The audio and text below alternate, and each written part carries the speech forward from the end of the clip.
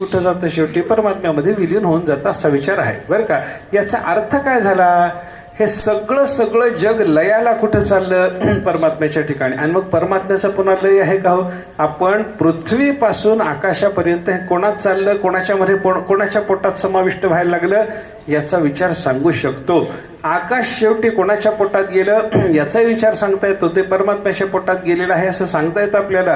पण परमात्मा कोणाच्या पोटात गेला नाही बाबा, त्याला आता कुठं विलीन होण्याचं कारण नाही, तो आहेच आहे. याचा अर्थ काय झाला, जगाच्या आधीही परमात्मा आहे, जग असतानाही परमात्मा आहे, आणि जगाचा प्रलय झाला तरी परमात्मा राहणारच आहे. याला काय म्हणतात, तीनही काळात परमात्मा आहे. भूतकाळातही परमात्मा आहे, भविष्य काळातही परमात्मा आहे, आणि वर्तमान काळातही परमात्मा आहेच आहे. कारण तो अनादि अनंत आहे. अनादि अनंत असल्यामुळे त्या परमात्म्याचा अंत कधी होत नाही, म्हणून त्याला सत्य म्हणतात. ते तीनदा सत्य म्हणायचं कारण असं आहे, भूतकाळात होता म्हणून सत्य तो, वर्तमान काळात आहे म्हणून सत्य तो, आणि भविष्य काळातही तो परमात्मा राहणार आहे म्हणून त्याला तिसऱ्यांदा सत्य तो असं म्हणलेलं पाहायला सापडतं. याचा अर्थ काय, हे परमात्म्याचं सत्यत्व सांगणं झालं. परमात्मा सत्य आहे हे सांगण्याकरता एवढा जो विचार आपल्याला सांगितला गेला, हा सगळा विचार म्हणजे काय, तो सत्य आहे असं वेदानं सांगितलं. कशा प्रकारे असा संशय आला होता, तो सत्य आहे कशा प्रकारे, कशावरून त्याला सत्य म्हणायचं असा प्रश्न निर्माण झाल्याच्या नंतर त्याच्याकरता मी आत्ता जेवढं विवेचन केलं की नाही, याला सुद्धा एक प्रकारची कथा असंच म्हणलेलं आपल्याला पाहायला सापडतं. हे सुद्धा एक प्रकारची कथा आहे बरं का. सत्यता सांगण्याकरता सांगितलेलं निरूपण. चित्त व परमात्मा चिद्रूप आहे, चिद्रूप आहे म्हणजे ज्ञानरूप आहे, हे सांगण्याकरता सुद्धा काही निरूपण करावं लागतं. बघा तुम्ही, आपल्याला जागृती, स्वप्न, सुषुप्ती आणि समाधी अशा 4 अवस्थाचा वेदांताने विचार सांगितलेला आहे. जागृती कशाला म्हणतात, आपण जे जागर राहतो याला जागृती म्हणतात. जागृतीनं काय, जागृती शब्दाचा शास्त्रानं सांगितलेला अर्थ असा आहे, आपल्या या शरीरामध्ये असलेल्या इंद्रियांनी आपल्याला जगातले सगळे विषय उपलब्ध जेव्हा करून घेता येतात त्याला म्हणायचं जागृती. म्हणजे काय झालं, माझ्या डोळ्याने आता मला काहीतरी जग पाहता आलं, ही जागृती आहे, जागृती आहे बरं का. आणि डोळे झाकलेले असताना सुद्धा मला जे पाहता येते की नाही त्याला स्वप्न म्हणतात, त्याला स्वप्न म्हणतात. इंद्रिय ही अर्थोपलब्धीर जागरितम, जागृती अवस्थेचं लक्षणशास्त्रानं सांगितलं. आपल्या इंद्रियाने आपल्याला विषय उपलब्ध करून घेता आले त्याला म्हणायचं जागृती. आणि इंद्रिय नसताना, सगळीच्या सगळी इंद्रिय लीन झालेली असताना, झोपलेला असताना मनुष्य त्याची सगळी इंद्रिय लीन होतात, आणि सगळी इंद्रिय लीन झालेली असताना मनानेच सगळा व्यवहार व्हायचा, जगही मनानंच निर्माण व्हायचा, आणि जगाचा अनुभव सुद्धा मनानेच घ्यायचा. असा एका मनाने सगळ्या इंद्रियाच्या पद्धतीचा अनुभव घेणं बरं का. आपल्याला कसं असतं, आता इथे जागृतीमध्ये एखादी वस्तू पाहायची झाली, कानानं पाहता येते का डोळ्यांनी पाहता येते, डोळ्यांनी पाहता येते. शब्द ऐकायचा झाला तर तो डोळ्यांनी ऐकता येतो का कानाने ऐकता येतो, कानानेच ऐकता येतो. स्पर्श घ्यायचा झाला तर तो त्वचेनंच घेता येतो का वाणीनं, रसनेनं घेता येतो, रसनेनं घेता येत नाही, तो त्वचेनंच घेता येतो. म्हणजे त्या इंद्रियाचा विषय त्या इंद्रियांनी घेणं हे जेव्हा चालू असतं तेव्हा त्याला म्हणतात जागृती. आणि सगळ्या इंद्रियाचा विषय मनानेच घेणं जेव्हा चालू असतं तेव्हा त्याला काय म्हणतात, त्याला ती स्वप्नावस्था म्हणतात. आणि ते स्वप्नही जेव्हा मन जेव्हा लीन होऊन जातं तेव्हा मनुष्याला प्राप्त होणारी जी अवस्था आहे तिला म्हणतात अज्ञान, घन अज्ञान सुषुप्ती, असं ज्ञानेश्वर महाराजांनी त्याच्याबद्दल वर्णन केलं. अज्ञानात सगळं लीन होऊन गेलं तेव्हा ती सुषुप्ती नावाची अवस्था असते, आणि ते अज्ञानही जातं आणि एक परमात्मा शिल्लक राहतो, त्या अवस्थेला म्हणतात समाधी अवस्था. आता हे 4 अवस्थेचं चिंतन मी आपल्याला सांगितलं. मला काय सांगायचं आहे, परमात्मा चिद्रूप आहे, आत्मा ज्ञानरूप आहे. या विषयाचा विचार करण्याकरता तो कसा ज्ञानरूप आहे हे सांगायकरता म्हणून मी हे बोलायला लागलो बरं का. जागृती, स्वप्न, सुषुप्ती आणि समाधी या 4 अवस्थाचा विचार आपण केला. मला सांगा, जागृतीमध्ये आपल्याला काही कळालं की नाही, कळालं. काय कळालं, शब्द, स्पर्श, रूप, रस, गंध हे सगळे विषय आपल्याला जागृतीमध्ये कळाले. म्हणजे शब्दाचं ज्ञान झालं, स्पर्शाचं ज्ञान झालं, त्याच्यानंतर रूपाचं ज्ञान झालं, रसाचं ज्ञान झालं, गंधाचं ज्ञान झालं. ऐका, या 5ही ठिकाणी जागृतीमध्ये हे जे ज्ञान आपल्याला होतं ना, या ज्ञानाच्या बद्दल विचार करायला लागलो तर ज्ञानाचा विषय बदलला का ज्ञान बदलले सांगा मला. ज्ञानाचा विषय बदलला. प्रत्येक ठिकाणी ज्ञानच म्हणले की नाही. शब्दाचं काय झालं, ज्ञानच झालं. स्पर्शाचं काय झालं, ज्ञानच झालं. रूपाचं काय झालं, ज्ञानच झालं. गंधाचं रसाचं काय झालं, ज्ञानच झालं. ज्ञान एकच आहे बरं का, ज्ञान एकच आहे. हे जागृतीमध्ये असणारे विषय बदलले, विषय बदलले पण ज्ञान बदललं नाही. म्हणजे ज्ञान एकरूप आहे. ते एकरूप असलेलं ज्ञान म्हणजेच परमात्मा. ही परमात्म्याची ज्ञानरूपता आहे. ही परमात्म्याची ज्ञानरूपता लक्षात घेण्याकरता वेदांतानं सांगितलेली युक्ती आहे. सगळे विषय बदलतात पण ज्ञान बदलत नाही. विषयाचं ज्ञान म्हणत असताना ज्ञान बदलत नाही. शब्दाचं झालं तरी ज्ञानच झालं. काय बघा तुम्ही, माणसं म्हणतात शब्दाचं ज्ञान आणि स्पर्शाचं ज्ञान ह्याच्यात फरक आहे की नाही. स्पर्शाच्या ज्ञानाने मला काहीतरी स्पर्श कळाला, शब्दाच्या ज्ञानाने मला काहीतरी ऐकू आलं. पण ते ऐकू आल्याच्या नंतर होणारी संवेदना आणि स्पर्श मिळाल्याच्या नंतर होणारी संवेदना या त्या मूळ ज्ञानाच्याकडे जर गेला तर त्या ज्ञानाला फाटे फुटत गेले म्हणून तुम्हाला काहीतरी वेगळं वेगळं दिसत गेलं. हो, पण मुळामध्ये ज्ञान एकच आहे असा विचार आपल्याला करावा लागेल की नाही, करावा लागतो. बघा, एका ठिकाणी समजा सरोवर आहे, एक तळं आहे आणि त्या तळ्यातून 12 पाट काढले, वेगळे वेगळे 12 लहान लहान पाट काढले आणि त्या पाटातून पुढं जाण्याकरता पाणी जिथं जायचं आहे तिथं जे आळे केलेले होते, एकानं त्रिकोणी आळं केलं, एकानं चौकोनी आळं केलं, एकानं गोल आळं केलं, एकानं अष्टकोनी आळं केलं, एकाने षटकोनी आळं केलं. तर ते पाणी तिथं गेल्याच्या नंतर त्या आकाराचं झालं की नाही. मला सांगा, पाणी त्या आकाराचं झालं म्हणून त्या आकाराचं आहे का पाणी मुळामध्ये एकच स्वरूपाचं आहे. हो, पाणी एकच स्वरूपाचं आहे. तिथं गेल्यावर त्याला तो आकार आला.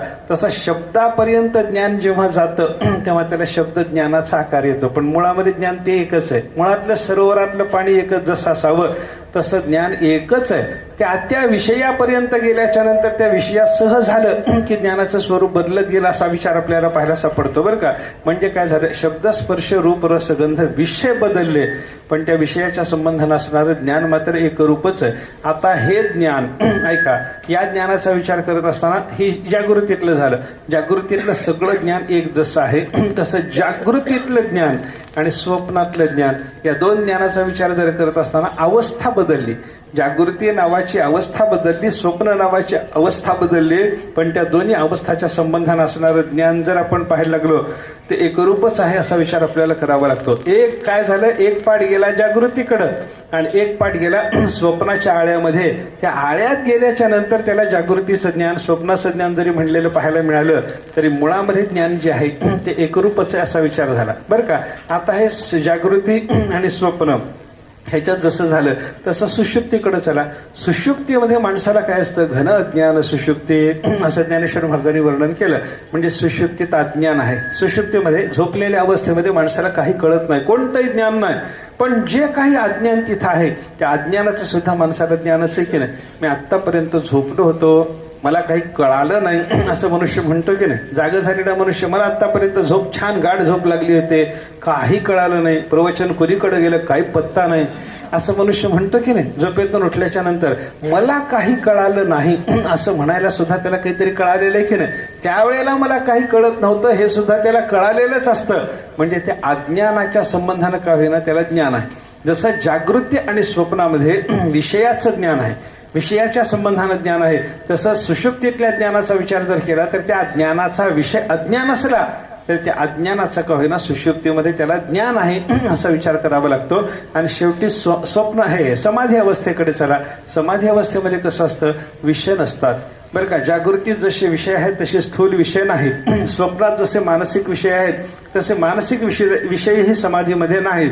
अज्ञान नावाची जी अवस्था, अज्ञान नावाचा जो पदार्थ सुषुप्ती नावाच्या अवस्थेमध्ये आपल्याला अनुभवायला मिळाला होता तोही समाधी अवस्थेमध्ये नाही. समाधी अवस्थेत एक परमात्मा आहे आणि त्या परमात्म्याचं ज्ञान असतं. म्हणून मनुष्य समाधीत असताना आनंदाचा अनुभव घेतो आणि समाधीतून बाहेर आल्याच्या नंतर तो महात्मा म्हणायला लागतो, आत्तापर्यंत मी समाधीत होतो, आनंदच घेत होतो, देवाशी एकरूप झालो होतो, मला काही जगाचं भान नव्हतं. ही त्या महात्म्याची भाषा आहे की नाही. याचा अर्थ काय झाला, त्याला परमात्म्याचं ज्ञान झालं, विषयाचं ज्ञान झालं ही जागृती, मनाने विषयाचं ज्ञान झालं हे स्वप्न, अज्ञानाचं ज्ञान झालं हे सुषुप्ती अवस्था आणि परमात्म्याचं ज्ञान झालं ही समाधी अवस्था. सगळ्या ठिकाणी विषय बदलले, अवस्था बदलली पण ज्ञान मात्र बदललं नाही असा विचार आपल्याला करावा लागतो बरं का. विषय बदलले तरी ज्ञान एक रूप आहे. अवस्था बदलल्या तरी ज्ञान एक रूप आहे. मग आता या चारही अवस्थाचा विचार करत असताना या चारही अवस्था एका दिवसात जशा असतात तशा दुसऱ्या दिवशी असतात, एका महिन्यात जशा असतात तसं दुसऱ्या महिन्यातही असतात, एका वर्षात जशा असतात तसा दुसऱ्या वर्षामध्ये सुद्धा या सगळ्या अवस्था असू शकतात की नाही. सगळं आहे. जागृती, स्वप्न, सुषुप्ती आजच आहे उद्या नाही असं आहे का हो?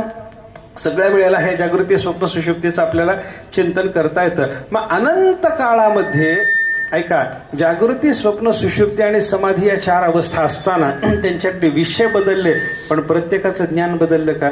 ज्ञान बदललं नाही. हे अनंत काळामध्ये एकरूप असलेलं जे ज्ञान आहे की नाही ते परमात्म्याचं चित्त आहे, त्याला चित्त म्हणतात. परमात्मा चिद्रूप म्हणजे ज्ञानरूप आहे हे कळायकरता आपल्याला एवढं सांगावं लागलं. याला काय म्हणायचं? परमात्मा चिद्रूप आहे हे शास्त्राचं वाक्य झालं, पण त्या शास्त्राच्या वाक्यावर कसा चिद्रूप आहे, कशा प्रकारे, असा जो प्रश्न निर्माण होतो त्या प्रश्नाच्या निरूपणाकरता मला आता जो विचार तुम्हाला सांगावा लागला, हा सगळा विचार म्हणजे काय? परमात्म्याच्या चिद्रूपाची कथा, ही स्वरूपाची कथा झाली. तसा परमात्मा आपण आतापर्यंत काय पाहिलं? परमात्मा सद्रूप आहे कशा प्रकारे त्याचा विचार केला, परमात्मा चिद्रूप आहे कशा प्रकारे त्याचा विचार केला. तिसरा प्रश्न निर्माण होतो, परमात्मा आनंदरूप आहे, परमात्म्याला आनंदरूप म्हणून त्याचं वर्णन केलेलं आहे, कशा प्रकारे, हा प्रश्न निर्माण होतोच की नाही. परमात्मा आनंदरूप आहे, कशावरून परमात्म्याला आनंदरूप म्हणायचं, आत्म्याला आनंदरूप कशावरून म्हणायचं, असा प्रश्न निर्माण झाला की शास्त्रकारांनी त्याच्याकरता फार छान चिंतन सांगितलेलं आहे. आपल्याला जिथं आनंद आहे तेच आवडत असतं, जिथं आनंद नाही ती वस्तू आपल्याला आवडत नाही, असा विचार आपल्याला शास्त्राने सांगितला. आपला अनुभव आहे प्रत्येकाचा. काय आवडलं? आनंद देणारी वस्तू आवडली. जी वस्तू आनंद देत नाही ते माणसाला आवडत नाही, आणि ज्या वस्तूच्या संबंधानं माणसाच्या अंतःकरणात प्रेम आहे ते मात्र आपल्याला आनंद देणार आहे असं आपल्याला पाहायला सापडतं. मग कुठं कुठं प्रेम आहे? विचार सांगायला सुरुवात केली पंचऋषिकारांनी. त्याच्यात त्याने सांगितलं, वित्तात पुत्र प्रियः, पुत्रात पिंडः, पिंडात तथा इंद्रियम, इंद्रियाच्च प्रिय प्राणः, आणि प्राणात आत्मा महान प्रियः, असा विचार शास्त्रकारांनी आपल्याला समजावून सांगितलेला आहे. माणसाला साधारणपणे सगळ्यात जास्त आवडणारं काय आहे याचा विचार करायला सुरुवात झाली. काय आवडतं तुम्हाला, काय आवडतं तुम्हाला, असं म्हटल्याच्या नंतर एखादा लोभी मनुष्य असलं तर म्हणतो मला पैसा आवडतो, पैशासारखं मला दुसरं काही आवडत नाही. सर्व भावे लोभ्या आवडे हे धन. तुकाराम महाराज सांगतात, सर्व भावानं लोभी पुरुषाला धनच आवडतं. आता धन आवडतं ही गोष्ट खरी झाली, बरोबर. धन आवडतं याचा अर्थ काय झाला? जे आवडतं त्याच्यावर आपलं प्रेम आहे, ते आनंद देणार आहे आपल्याला. धन आनंद देणारा आहे म्हणून धनावर माणसाचं प्रेम गेलं, धन आनंद रूप झालं. आता या धनापेक्षा काही आवडतं का धनच आवडतं? याचा जर विचार केला तर धनापेक्षा जास्त काहीतरी आवडणार आहे का याचा विचार करत असताना त्या चिक्कू माणसाला, ज्यानं धनाचं प्रेम सांगितलं, त्या माणसाला सांगितलं, विचारला, पण बाबा तुझं धन आहे, या धनाला तू सांभाळायला लागलास, बरेच दिवस झाले याच्यातला एक पैसा तू तिजोरीतून बाहेर काढत नाहीस, सगळं धन तो सांभाळायला लागलास. समजा तुझ्या मुलाला जर काही आजार झाला तर त्या आजाराच्या वेळेला हे पैसे खर्च करतोस का आजारानं मुलगा मरू दे म्हणतोस? कसं म्हणतोस? तो म्हणतो असला अभद्र बोलू नका, पोरगं जगलं पाहिजे हे माझी भावना आहे. म्हणजे काय झालं? सगळी संपत्ती खर्च करायला मनुष्य तयार आहे, पण पोरगं जगलं पाहिजे म्हणतो. याचा अर्थ संपत्तीवर प्रेम झालं का त्याचं पोरावर प्रेम झालं? हो, पोरावर प्रेम झालं. म्हणजे पैसा आवडतो, गोष्ट खरी आहे. पैसा आनंद देणारा म्हणून आवडला, गोष्ट खरी आहे. पण पैशापेक्षा जास्त आनंद देणारा कोण झाला? कोण आवडला आता पैशापेक्षा? मुलगा आवडला. याचा अर्थ मुलगा जास्त आनंद देणार आहे असं सिद्ध झालं.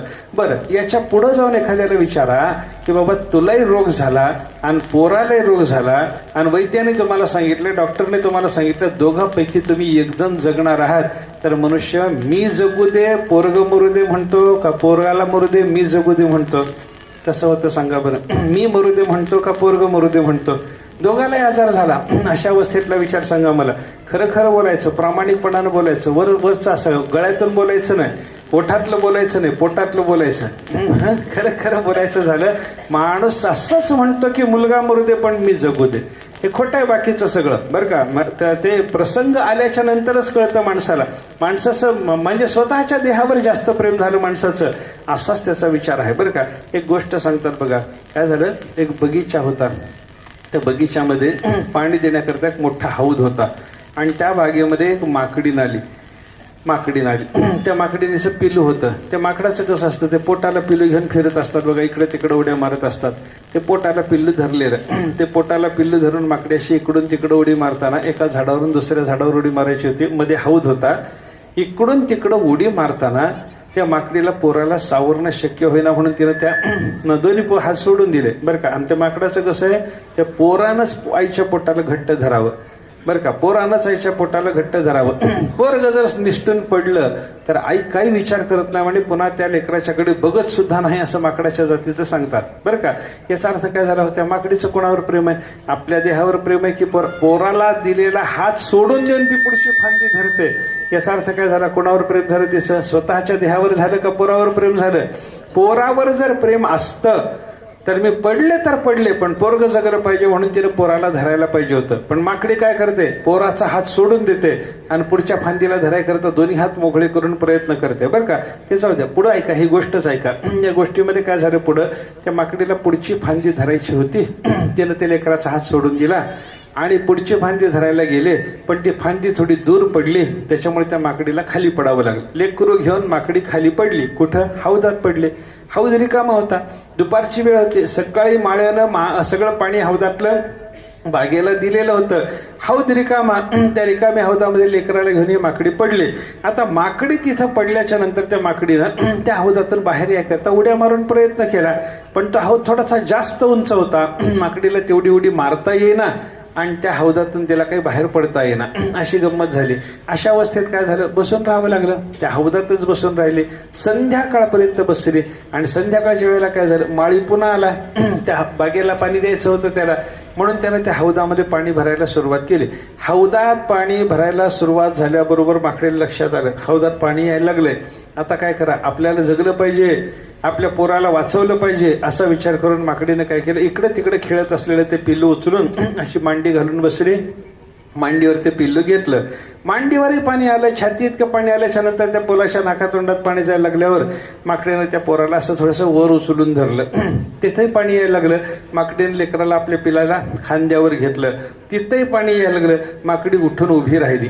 उठून उभी राहिल्याच्या नंतर तिनं पाणी ते भरायला लागलं. पुन्हा अजून ते हिच्यात जेव्हा नाकातोंडात जायचा प्रसंग आला, माकडीनं विचार केला, आपला जीव वाचायला पाहिजे, पिल्लू काय पुन्हा दुसरं होण्याची शक्यता आहे, असा विचार करून त्या माकडीनं ते पिल्लू टाकून गेलं खाली आणि त्या पिलावरती उभी राहिली स्वतःचा जीव वाचवाय करता.